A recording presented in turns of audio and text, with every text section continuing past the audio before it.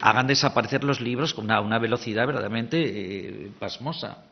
O sea, tú, por ejemplo, hoy quieres buscar, por poneros un ejemplo, y un ejemplo latinoamericano de una insigne y aparte una gran amiga, fue una gran amiga de la casa, poeta como Blanca Varela. Sabéis que eso se reeditó se editó la poesía en aparte Galaxia Gutenberg, que yo creo que es de las editoriales buenas que hay en mi país, que cuidan los libros, un libro maravillosamente físicamente editado. Ese es un libro que ha desaparecido. ¿Por qué? Porque vendieron solo 300 ejemplares. Entonces, ese libro ha desaparecido físicamente. Es decir, ya se lo han sustraído al público lector. Porque se vendieron 300 ejemplares. Entonces, claro, nosotros tenemos la capacidad, o hemos tenido la voluntad, porque como creemos en lo que hacemos, de la permanencia. Porque tarde o temprano habrá alguien que le llamará la atención a algo. Lo que pasa es que, si además ahí sumamos que no existe crítica, no existen los suficientes medios para ser voceros de lo que estamos haciendo, nadie eche de menos a un desconocido. Nadie echa de menos a un desconocido. Entonces tú puedes tener el mejor libro del mundo, pero si el señor que está ahí enfrente puede además, seguramente si lo descubriera estaría satisfechísimo, pero si no tiene la noticia de la existencia de ese libro, ¿cómo lo va a reclamar? Entonces una serpiente se muerde la cola. Y ahora que la crisis española parece tan profunda y tan complicada y está poniendo en riesgo a tantas editoriales y demás, ¿qué alternativas encontró Pretextos para poder seguir funcionando? Mira, yo, y no me cuesta nada decirlo, y aparte lo digo con agradecimiento a la editorial Pretextos en estos momentos tan graves por los que está atravesando el medio en mi país, lamentabilísimamente, y aparte yo creo que va a traer bastantes disgustos, más disgustos de los que ha traído. A nosotros nos está salvando América. Y lo digo sin ningún tipo de ambaje. Es decir, todo lo que nosotros hemos perdido de mercado, digamos, interno, lo hemos ganado con países en el exterior. Así es tanto que muchos de mis colegas me preguntan, ¿pero por qué? ¿Qué es lo que habéis hecho? Y digo, mira, haberme hecho esta pregunta hace 35 años. Esto es una labor de 35 años. Entonces yo lo que no puedo dar es fórmulas. ¿Por qué os quieren tanto? ¿Por qué quieren publicar todos con vosotros? ¿Por qué tal? Eso es, yo creo que es una labor acumulada, ¿no? Pero yo os digo con franqueza que hoy, gracias a América, y no precisamente a Argentina, por desgracia, porque sabéis que están aplicando esa parte de unas leyes restrictivas por una pretendida protección de la industria nacional, que además va a ser muy negativo, porque Europa ya va a tomar represalias, y entonces una cosa que para mí era excelente, que después de muchos años las editoriales argentinas estaban llegando a España, porque hoy se ven, cosa que por ejemplo antes no, o sea, sí, en la época de Losada y tal, por supuesto, ¿no?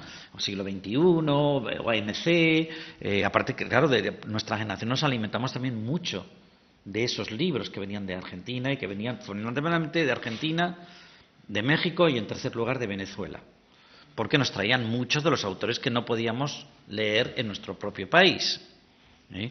Pues ya te digo, ahora hay un nuevo flujo que están apareciendo y están llegando editoriales como Beatriz Viterbo, pero hasta Caja Negra, Los Jovencísimos, o Bajo la Luna, por ejemplo, con la que tú has colaborado. Es decir, y para mí eso era un gozo, que pudieran estar en los anaqueles de las librerías en España, porque creo que ahí es donde verdaderamente se está dando una correspondencia. Pues eso, claro, al final, si se mantienen estas leyes proteccionistas acá, se va a actuar a la recíproca y se va a cortar ese flujo, y es una pena. Una pena. Aparte, yo creo que eso es una agresión desde luego a la cultura, se vea por donde se vea, porque las leyes proteccionistas lo único que llevan es al aislamiento y al empobrecimiento cultural, ¿no? O sea, a mí me parece que la administración argentina está haciéndose un flaco favor a la propia cultura de este país aplicando ese tipo de políticas. Pero, en fin.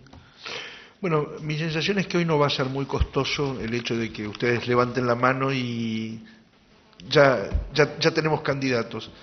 Lo que sí les pido, hablen con el micrófono. Si no tienen el micrófono, no hablen, tenemos un dispositivo especial para destruirlos. Hola, hola. Bueno, muchas gracias, Manuel, por las palabras, por tu retórica tan bonita. Quería hacerte una pregunta respecto de una vexata quaestio, en la cual me parece que tu editorial, bueno, parece tener una posición, digamos, una cierta línea, que es la cuestión de la traducción de poesía. Esto es, a comparación de otras editoriales españolas como Visor o Hiperión, pareciera que Pretextos ha optado siempre por traducir poesía de un modo rítmico, musical, en fin, de un modo quizás no tan prosaico, digamos, ¿no? Bueno, quería saber tu opinión sobre eso. Sobre eso, nomás. Muchas gracias. Bueno, eso es verdad cuando el poeta, la naturaleza de su poesía lo ha requerido, ¿entiendes? Evidentemente. Nosotros es una cosa que hemos cuidado mucho. Creemos que un traductor de poesía tiene que conocer bien el verso castellano. Por ejemplo, por ponerte un ejemplo, no simplemente la lengua de partida y la lengua de llegada, que eso es una perogrullada. Entonces, sí, nosotros eso es una cosa que hemos cuidado y somos, creo que bastante... aunque tú sabes también, Mariano, que cada uno tiene su teoría de la traducción. Por ejemplo, cuando nosotros hemos aceptado alguna traducción, incluso, digamos, rimada y tal, ha podido haber división de opiniones.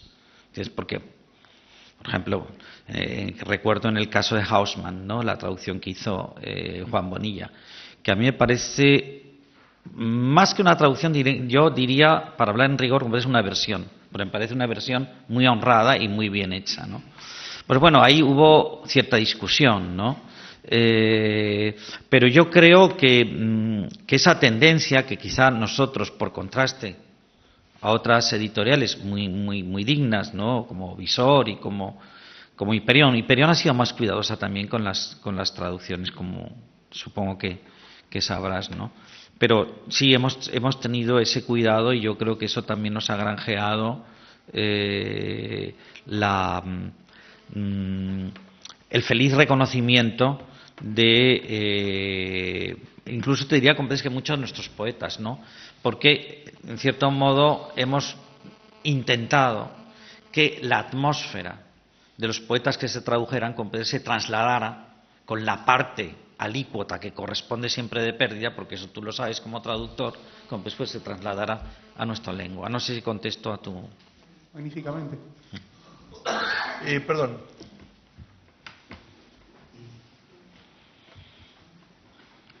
Como para relajar al que va a hacer la pregunta, él es Víctor Goldstein, uno de los mejores traductores del francés de la Argentina. Encantado, Víctor. Ya estás relajado, ya podés hablar tranquilo. Diablo, ¿qué voy a decir? Muchas gracias por estar aquí, Manuel. Encantado. A mí me interesa mucho esa cuestión ecuménica a la que ambos se han referido y a la que Pretextos ha sobresalido. Yo, si bien entiendo que no existe algo así como un español neutro, sí existe un castellano que no se rige por regionalismos, que es justamente el peor atentado a la lengua castellana, porque solo pueden entenderlo en la sociedad reducida. Muy reducida. Pero mi pregunta concreta es, ¿cuál es el criterio que utiliza Pretextos para juzgar si una traducción es buena o no, a partir del momento en que tienen traductores procedentes de muy distintos orígenes? Todo el mundo hispanoparlante. Bueno, Víctor, ¿no? Víctor, eso es una cosa evidente. Es decir, la prueba, digamos, del 9 es empezar a leer como si se hubiera escrito ese libro originalmente en tu lengua. ¿Entiendes? O sea, y eso requiere un ritmo, requiere su atmósfera, etcétera, etcétera. Después, por ejemplo, hay veces que se tienen que discutir determinadas soluciones con un traductor. Pero esto no es porque nosotros tengamos la razón de nuestra parte, sino porque hay veces comprendes que hay que, precisamente por ese carácter ecuménico que hay que darle a nuestro trabajo, hay que, digamos, gestionar paritariamente. Y entonces, por ejemplo, nosotros hacemos una serie de sugerencias a un traductor ya aceptado, comprendes, garantizado comprendes, su solvencia filológica, etcétera, etcétera, etcétera. Y te digo que la mayoría de las veces, Víctor, no hemos tenido el gusto de trabajar juntos, pero la mayoría de las veces siempre coincidimos. Siempre. O sea, cuando nosotros hemos hecho una sugerencia, alguno de nuestros interlocutores en esta suerte de intercambio, siempre ha habido acuerdo. Ha habido veces que hemos tenido que ceder nosotros, ha habido veces que ha cedido el otro, pero ha habido acuerdo. Y hay acuerdo porque cuando el diálogo entre dos personas cultas es mucho más fácil que entre dos ignorantes. Y entonces los ignorantes por la general suelen entrar en colisión y colusión de intereses. Pero cuando son personas cultas y educadas, yo creo que se pueden llegar a lugares, digamos, de encuentro y de satisfacción paritaria. Y la mayoría de las veces con eso se hace. Nosotros somos en eso muy cuidadosos. Mira, es lo que un poco volviendo a lo de antes. Nosotros no queremos tener prisa. Lo que pasa es que es verdad que tú sabes como profesional que tenemos que cumplir con los plazos. O sea, nosotros no podemos demorar más desde la firma de un contrato más allá de 2 años, porque entonces comprendes tenemos que otra vez volver, es como el mito de Sísifo, ¿no? Entonces sí hay que cumplir con unos plazos, pero a nosotros nos gustaría, porque hay casos que no, nada, yo te encargo la traducción, tú me la das, yo la encuentro maravillosa, comprendes, esto entra ya absolutamente, directamente, comprendes, digamos a máquinas. Pero hay otras veces que hay que discutir muchas cosas, porque hay traducciones que son muy complejas, tremendamente complejas. Claro, en realidad lo que vos decís tiene una relación muy directa con los correctores de muchas editoriales. Muchas veces ocurre que el corrector tiene un intercambio con el traductor por determinados aspectos de la traducción, con lo que acuerda o no acuerda, siempre, como vos decís, se llega entre dos personas. Siempre. Nuestra experiencia. A veces partes cede el traductor y partes cede el corrector. Sí, y hay muchas veces, Víctor, te digo también con franqueza que nosotros no tenemos nada que decir. Nos parece la cosa impecable y nos abstenemos. Es decir, nosotros no somos tampoco unos editores invadentes en el sentido italiano, ¿no? Es decir, nosotros, por ejemplo, esa especie como de mitomanía derivada con el mundo editorial, ¿no? Que el editor es coautor de los autores, todo es una tontería. Es decir, si tú aceptas la excelencia de una obra, esa excelencia te viene dada. Tú lo que puedes, en última instancia, es, sin ningún prurito, de querer intervenir, por supuesto, sino porque tú has visto como lector que hay alguna cosa. Hombre, hay veces que incluso los propios autores te lo agradecen, ¿no? Porque dices, hombre, si me has matado a este personaje en el capítulo 3, ¿cómo sale sin habérmelo explicado? Comprendes otra vez vivito y coleando en el 15º. Entonces habrá... No, pero esas cosas, incluso en una obra bien hecha, pueden ocurrir. Como hay errores en una obra bien hecha, pero errores desde el punto de vista sintáctico hasta ortográfico.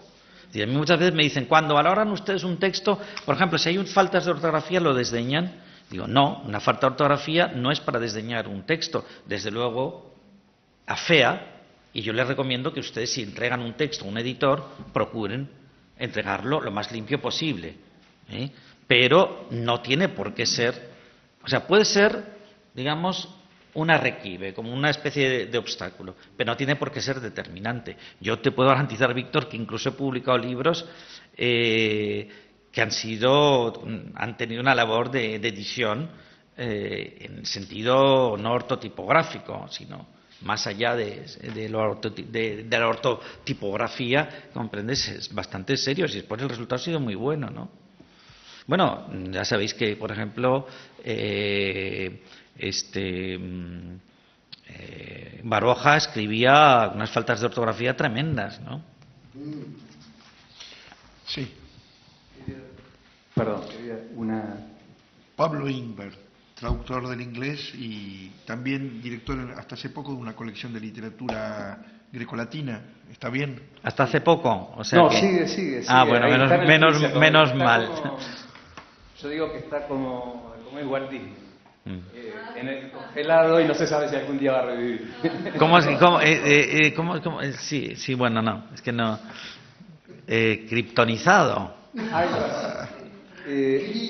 Crionizado, eso, perdón, crionizado. Kriptonita es Superman. Crionizado. No, tiene una pequeña vida latente todavía. Lo que yo quería preguntarte en realidad tiene que ver con que sigas hablando de lo mismo. A mí me parece que, por la manera en que hablas, sos como diríamos acá, el que patea al centro y el que la va a cabecear. Es decir, parece que los libros los recibieras vos, los leyeras todos vos, los corrigieras vos, conversaras. No, hay un equipo. Entonces, contá un poquito cómo es hay la editorial. Hay un equipo. Mira, yo he estado durante muchos años haciendo todo tipo de labor. Yo tengo una bursitis en mi hombro derecho porque ha acarreado cajas de libros. He hecho absolutamente de todo en la editorial. Lo que pasa es que, por supuesto, hay un equipo de trabajo, aparte de un equipo pequeño. Muchos de mis colegas, Beatriz de Moura, Jorge Herralde y tal, siempre me decían que era imposible que el equipo de gente que éramos pudiéramos estar haciendo el trabajo que estamos haciendo. Y digo, bueno, eso vosotros no lo habéis conseguido nunca, pero nosotros sí. Por una cuestión, porque hemos creado un equipo, aparte hay una proporción bastante de gente joven, muy identificada con, digamos, las metas intelectuales completas de la empresa. Entonces se trabaja y aparte se trabaja muy armónicamente.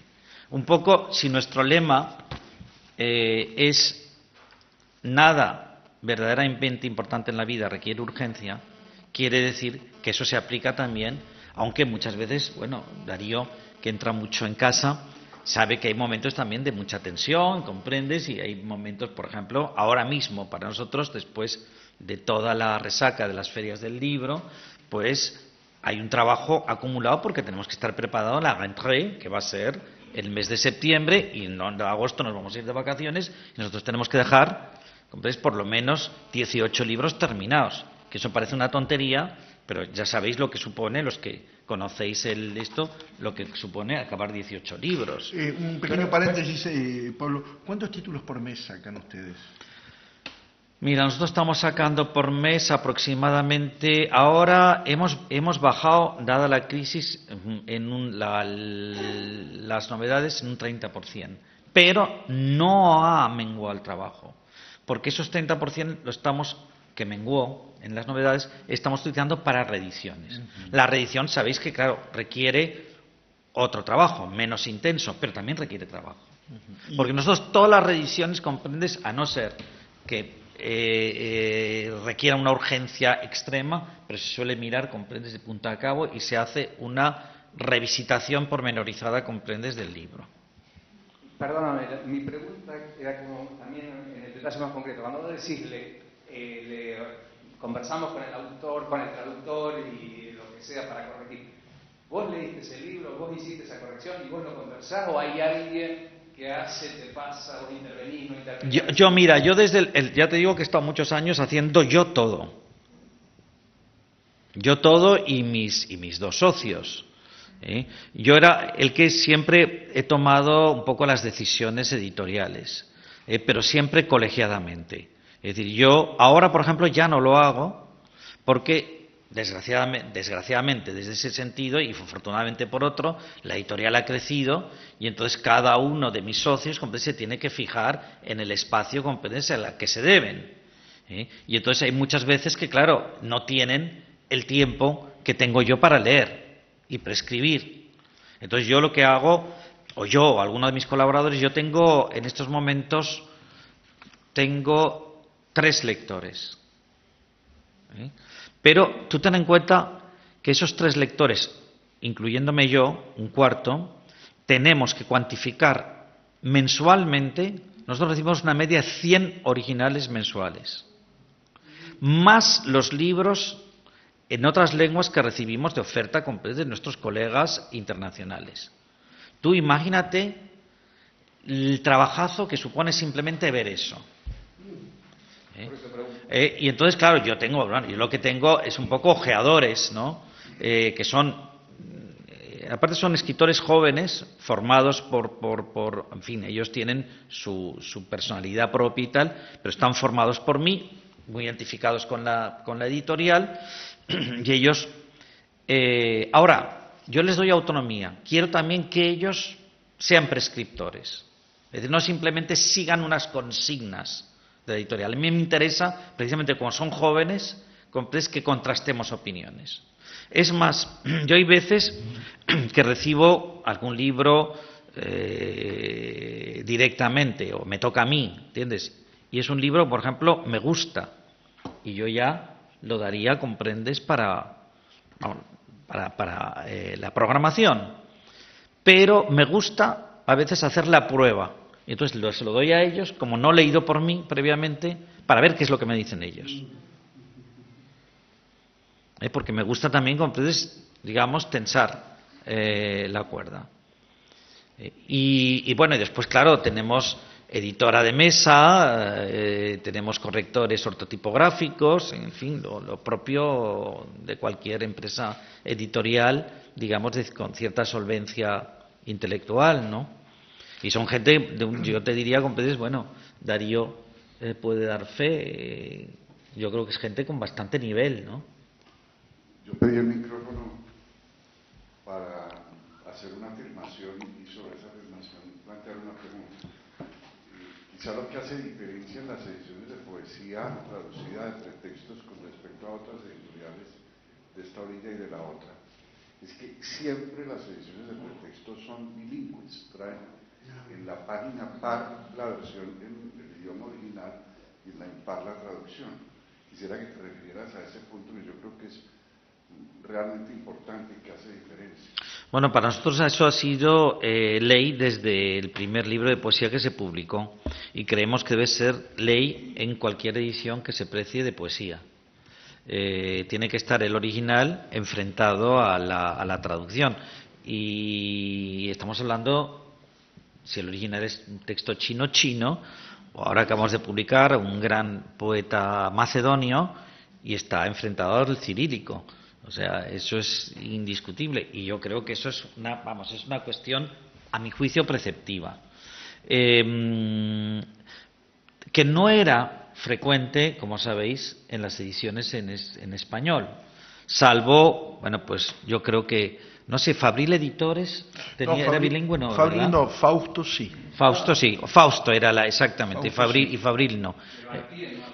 Sí, a pie de página, sí, que es muy incómodo, que es tremendamente incómodo. Incluso en España hay algunos que lo ponen a pie de página, que me parece horrible, aparte con versos cortados y es un disparate. Pero nosotros creemos que eso es preceptivo.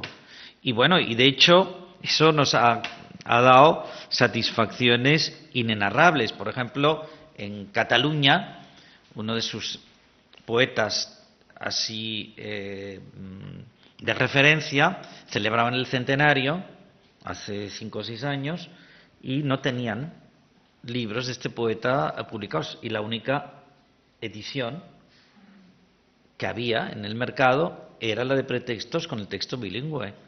Entonces, perdón, en edición bilingüe, quiero decir. Y entonces, claro, no tuvieron más remedio a regañadientes, pero nos lo reconocieron los del Instituto Ramón de Llull, con el que tenemos muy buena vinculación. Nosotros, por ejemplo, somos también unos editores. Nosotros, cuando publicamos a un autor catalán, se publica en catalán y se publica en castellano. Vamos, eso es preceptivo, ¿no? Entonces, bueno, pues eso nos da ciertas ventajas, por ejemplo. También el propio Matzirov, que es el poeta macedonio que acabamos de editar, pues nos han pedido libros, una cantidad pequeña, porque es un país pequeño, es un país muy empobrecido, creo que bellísimo, y pues nos han pedido libros nuestros, pues porque está claro, lo tienen en su lengua también. Tienen la transcripción en su propia lengua de los poemas. O sea que también eso también te produce ciertos beneficios, ¿no? Pero desde luego yo creo que eso es fundamental que esté el texto, que se acompañe. Se acompañe, sí. ¿Tenés memoria de cuántos títulos incluye tu catálogo actualmente? Yo creo que estará, si no hemos llegado todavía, profesando los 1.500. 1.500. ¿Y son 1.500 títulos vivos o son 1.500 títulos históricos? Son, yo te diría que vivos, una proporción muy alta. Incluso, por ejemplo, nosotros somos una editorial que lo que nos dice que estamos en buena situación, nuestra salud es buena, el que, por ejemplo, estamos agotando ahora libros que publicamos en los años 80 y que no se habían, además, en los años 80 vendido con la frecuencia y la facilidad con la que se han vendido ahora, ¿no? O sea, primera edición, agotando la primera edición. Sí. Y por eso te decía yo, Víctor, antes que, claro, respecto a la pregunta que me hacía Jorge, claro, es que hay muy pocos lectores. Es que somos una comunidad enorme, lingüística, pero no hay tantos lectores. Entonces, cuando tú, por ejemplo, mira, voy a contar una pequeña anécdota, siempre la pongo. Nosotros publicamos un inédito de Valle Inclán. Valle Inclán es una de las grandes leyendas de la literatura española. Yo diría que Quevedo, Valle Inclán y quizá Lorca, por su carácter por su martirologio, ¿no?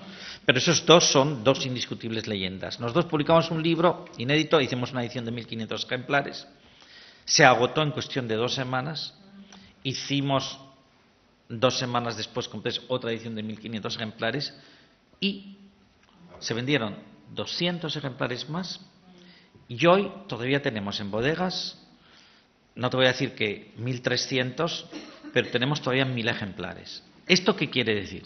Que una de las grandes leyendas de nuestra literatura, como Valle Inclán, no tiene en el ámbito de la lengua más de 1.500 lectores. Se pongan como se pongan. Ahora, claro, el Tirano Banderas se venden, y dices, no, pero este Tirano Banderas se venden miles. Muy claro, porque ustedes los están incluyendo en sus programas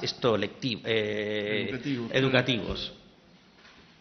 Así, claro, vendemos lo que haga falta, así se vende cualquier cosa, ¿no? Hay un dato que yo repito siempre y que a mí me parece increíble. Estados Unidos es un país que tiene más o menos 300 millones de habitantes ahora.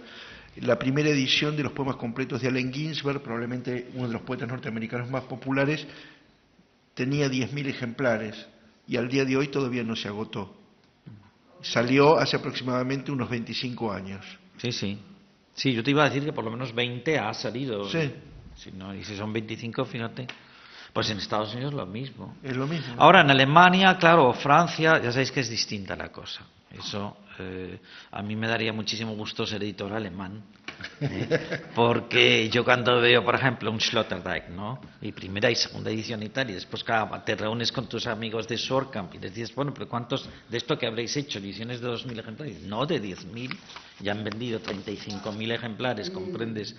Estamos hablando, aparte de un autor, vamos, con con un peso, ¿no? Y dices, bueno, pues oye, esto es una comunidad muy sana intelectualmente, ¿no? Sí. Hola, buenas noches. Hola.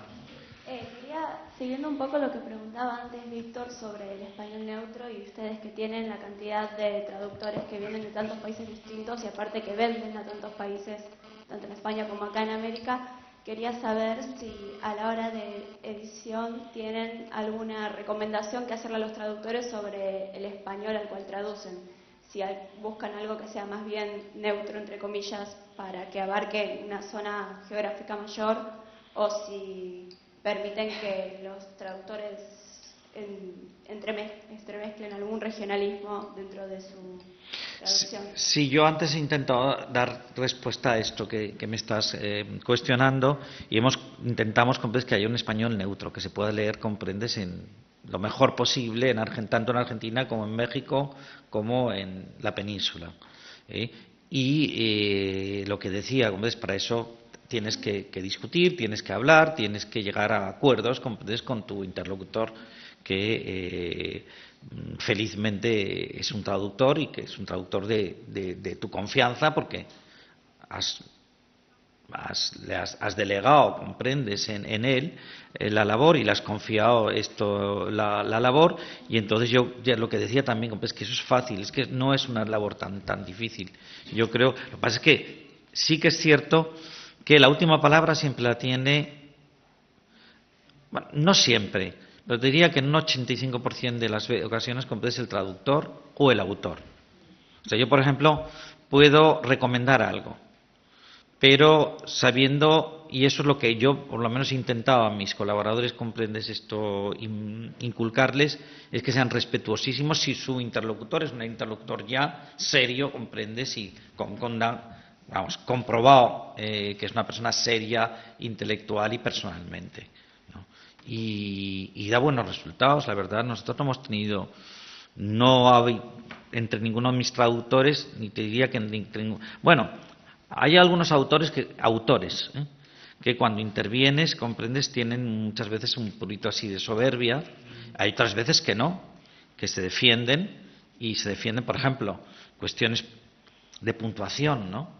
O sea, la puntuación es la respiración de cada escritura. Entonces es una cosa que hay que respetarla. Y muchas veces, por ejemplo, a los correctores y tenemos una editora de mesa excepcional, y les digo, pero respetar esas cosas también, siempre que no rompan con las leyes evidentes, ¿no? Entonces, porque también puede haber descuidos, pero las cosas hay que respetarlas. Y desde luego nosotros, ya te digo, podemos sugerir cosas, pero la última palabra siempre la tiene el autor. Que para nosotros el traductor es autor. Ojo. Y le damos el tratamiento de autor. Y nos gustaría, al menos lo digo, porque creo que la labor del traductor, y no lo digo porque yo estoy ahora entre traductores, pero no está lo suficientemente pagado para lo que realmente... Lo que pasa es que existen unos parámetros, existe también un mercado que no da más de sí, y por desgracia tenemos que atenernos con esas tarifas. Pero yo os lo digo con toda franqueza, que siento que no se les está correspondiendo en la medida que les pertenece. Os lo digo con toda franqueza, aunque sea tirar piedras a mi propio tejado, pero... ¿Alguien más?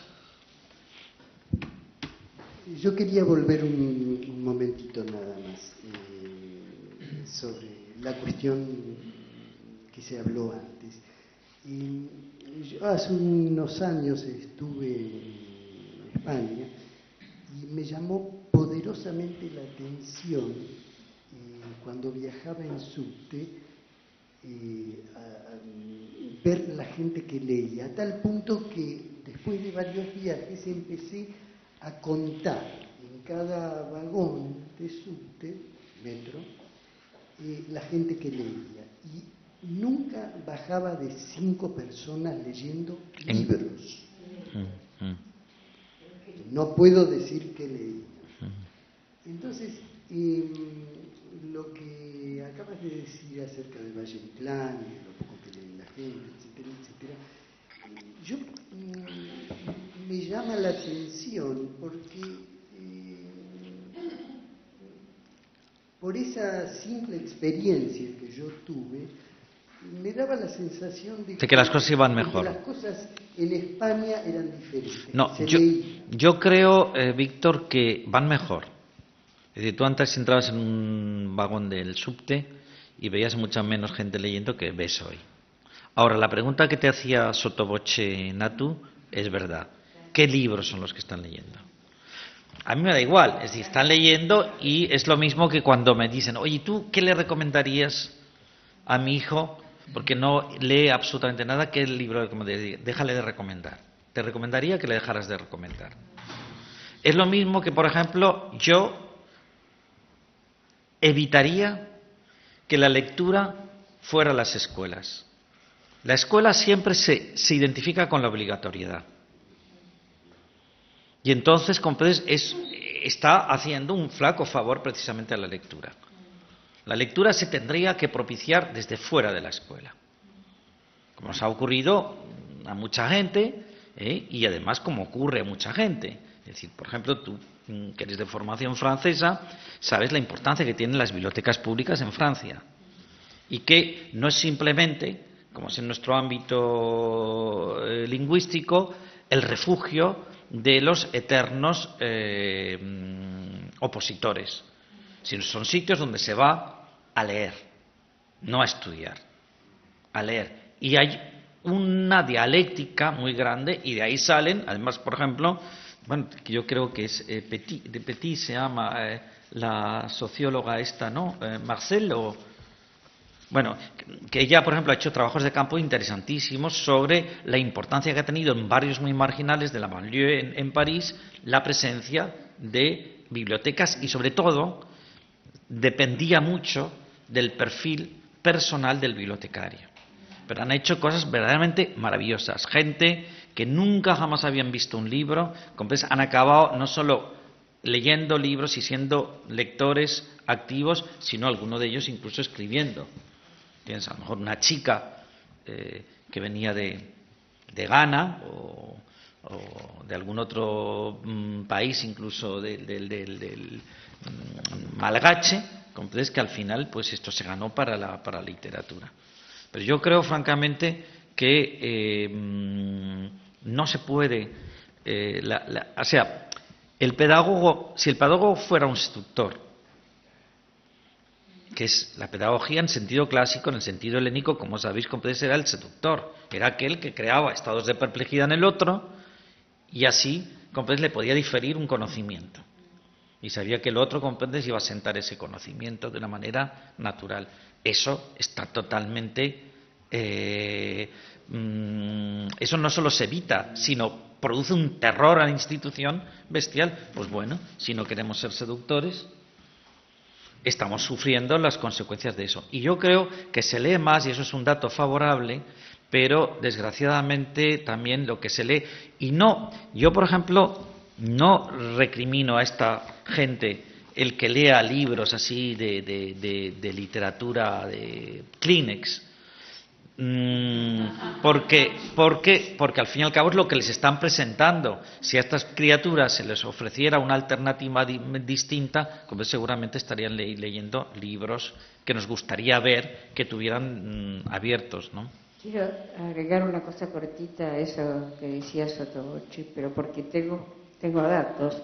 Es decir, si vos ves la lista de bestsellers de los suplementos, es impresionante, porque no hay ni un libro que valga la pena. Por ejemplo, ahora está de moda 50 sombras de Grey, y 3 puestos completos de los 5 que presentan los editores de la N y la ADN hacen 5 ficción y 5 no ficción. Bueno, 3 son las sombras de Grey. 4 y 5, no sé, una Isabel Allende de lo peor, de las últimas. Y nada, y los de no ficción, la política para buscar el chisme de que se habla de un candidato. Es decir, eso es lo que yo veo leyendo el subte. No veo a nadie leyendo Ulbet, ni leyendo, sí, no sé, viajarán en auto, qué sé yo, pero el subte lee eso. Acá, cuando yo hablaba de 5 personas con libros en Madrid, acá con suerte se ve uno. Ya. Bueno, vos vivís en el Gran Buenos Aires, ese es el problema. No, pero No, pero siempre hay signos, siempre hay motivos de optimismo. Mira, yo he comentado, yo hago también esos trabajos de campo, lo que yo denomino trabajos de campo. Yo me tengo que pasar tantas horas en los aeropuertos que para mí los trabajos de campo son los aeropuertos y los aviones. ¿Entiendes? Bueno, en el subte también entro, por supuesto, ¿no?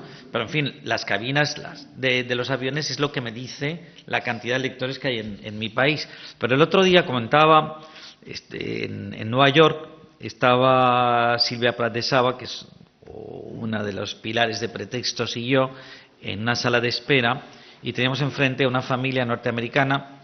Sabía que era una familia bien, y más o menos ellos tenían la edad nuestra, un poco más jóvenes, matrimonio de unos 54 años, y con una muchachita y un muchachito, adolescentes ambos.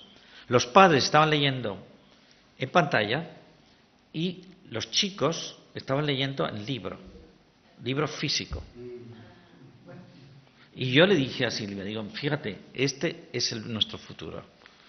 O sea, cuando se está discutiendo tanto, que si tal, que si el libro electrónico va a desplazar al libro, eso, bueno, además, bueno, hasta Javier Marías el otro día en su página del Colorín del País decía que hasta Franzen y un insigne periodista del Guardian han limitado a las funciones específicas de la escritura con sus ordenadores. No quieren tener ningún. Ya hay otro señor que era prescriptor de ebooks y tal, y ha dicho que ha renunciado públicamente también en Estados Unidos, que no piensa leer jamás más un ebook. Bueno, pues son elementos, claro, no te voy a decir que optimizantes, porque cuando quieren, comprendes, van a vendernos el bestseller horroroso. Es verdad que yo muchas veces digo, el bestseller siempre hay veces que no es malo, pero es uno de mil. Entonces yo les digo, yo por ejemplo cuando he estado con los editores, que tengo buena relación con editores industriales, con la gente de Planeta o la gente de Santillana, digo, oye, pero ¿por qué en vez de utilizar tanto esfuerzo por vender a malos autores, ese mismo esfuerzo no lo hacéis por vender buenos autores, que vosotros tenéis los medios, tenéis las plataformas, tenéis la plata? ¿Por qué no hacéis el esfuerzo? Porque claro, ellos están por otra cosa. La prueba palpable de eso es Rowling comparado con Ursula K. Le Guin, que por ejemplo, anterior 10.000 millones de veces. Pero mira, y después también hay signos para optimismo. Yo nunca he tenido en los rankings de ventas ni un solo libro. Nunca. Pero yo te puedo decir que he publicado unos libros de poesía que quizá en la última década se han vendido más en mi país. Yo he vendido de un libro de José Antonio Muñoz Rojas 30.000 ejemplares, que eso es decir una cantidad verdaderamente astronómica, hablando de un libro de poesía, y jamás estuvo en ningún ranking de ventas. O sea, te quiero decir que ¿quién es el que decide eso? O sea, yo es cuando me di cuenta, dijo, pues no sé, esto debe estar apañado, debe estar amañado, quiero decir, amañado, ¿no? Eso seguro. Nosotros, desde Clásica, los libros que los mandamos, bueno, no está amañado, porque al principio se decía que sí, que estaba amañado, pero ahora simplemente el empleado, con la computadora, saca exactamente cuál es el libro más vendido. Nunca uno de los libros, no recomendados, uno de los libros enviados por nosotros como de más venta ha salido en esos rankings, porque esos rankings ya están ocupados. Digamos, si en cambio de 5 puestos hubiera 15, tal vez alguno entraría, pero no, porque ya están ocupados por esos títulos que, bueno, que nosotros por empezar no los tenemos y no los vendemos y nada, y no los recomendamos. Y una última cosa, perdonen que hable de mí misma, ¿no? Pero una prueba, yo diría, de cómo la gente agradece la lectura, es que en el programa mío, bueno, siempre hay un autor o una personalidad y se charla con ella. Pero hay veces que hay programas solo de lectura.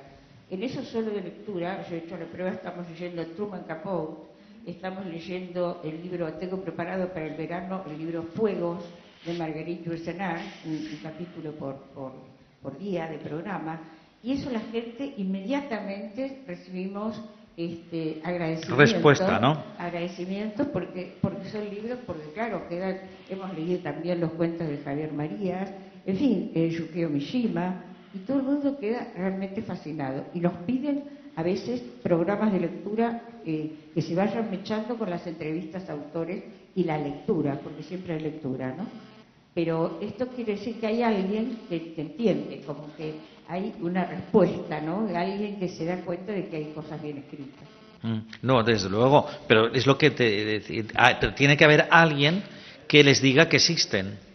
Sí, como claro. tú en tu programa, ¿comprendes? Porque claro, si nadie les dice, es que, insisto, nadie echa de menos a un desconocido, Natu.